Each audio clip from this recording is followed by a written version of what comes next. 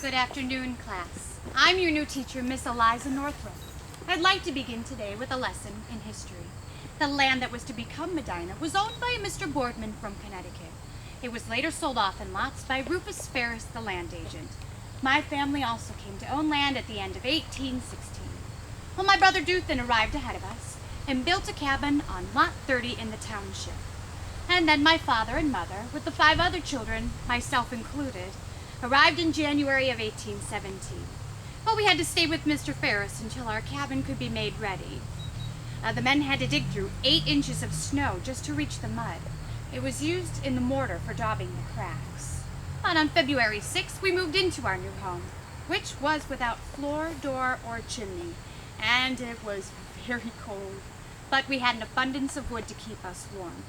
And within a few days, the stick chimney was added, the puncheon floor was hewed, and a door was made. And so we began our life here in Medina, which class was first known as Mecca.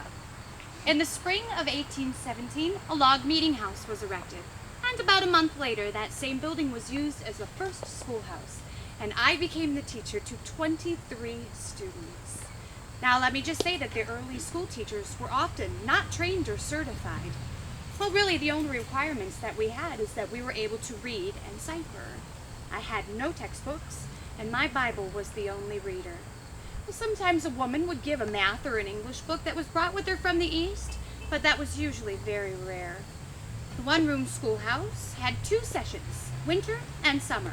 The spring and the fall, of course, were reserved for the planting and the harvesting.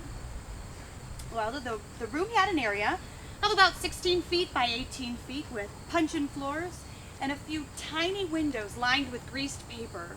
Our writing desks were made by driving a peg into the wall and laying a puncheon across. Well, you see, it had to be close to the windows because that was our only source of light in the room.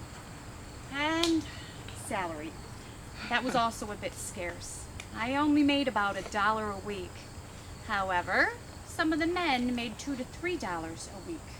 Our salaries were assessed by the families of the school-aged children, many of which were opposed to using the public funds for training teachers or even supporting schools. Now, I know what you might be thinking, but please don't jump to the conclusion that there wasn't good work done in the early schools. Well, the reading, writing, ciphering, and spelling, so far as the teacher's ability extended, was very good. And if an unusually bright student asked me a question that was beyond my knowledge, well, I'd simply sidestep it by saying, "What a good and appropriate question," asking him to ponder it overnight, giving me a chance to find the answer. Well, because my family resided in Medina, I was able to live at home. But please imagine with me, if you will, the complications that could arise from the custom of the teacher staying in the homes of the students. Well, the teacher being bound to be the temporary guest of practically all the families in a particular school district for the term period of about 3 to 4 months, did participate in the home lives on many different levels of pioneer living.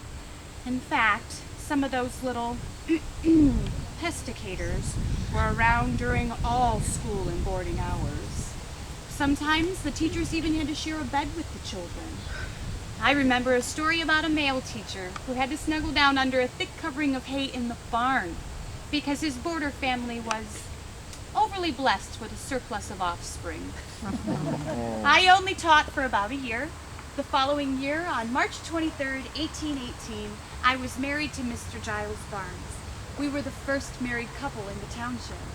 And now that I was married, well, my duty was to the home, of course, because married women did not teach. Thank you all for your kind attention, and class is dismissed.